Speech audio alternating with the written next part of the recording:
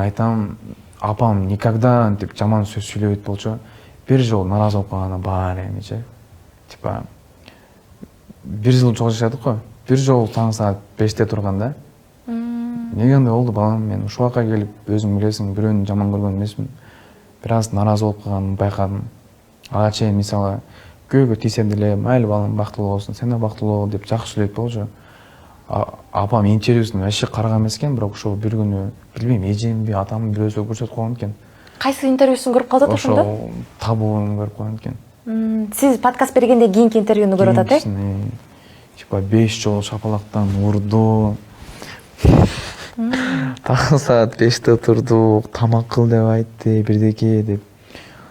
Мен билбейм, мынакей караңгы түн турайын. Таң саат 5-те бир жолу турган да. Жаңы келин болуп, экөөбүз чогуу турганбыз бир жолу. Анан айылдабыз 16 күн болдук. 2 ай эмес. 16 күн болдук. 5 күн тойго чейин. Тойдон кийин 10 күн болдук. Анан кийин Бишкекке келдик. Потом Вьетнамга келдик. Менин катты нерв болгон жерим кредит алып батырды деп өтө наразы болдум мен дагычы. Андай нерселер негизи чогуу алганбыз, бирок ал 1 сом дагы төлөгөн эмес да. Мен өзүм төлөгөм. Да бир кечиксе да төлөгөм да.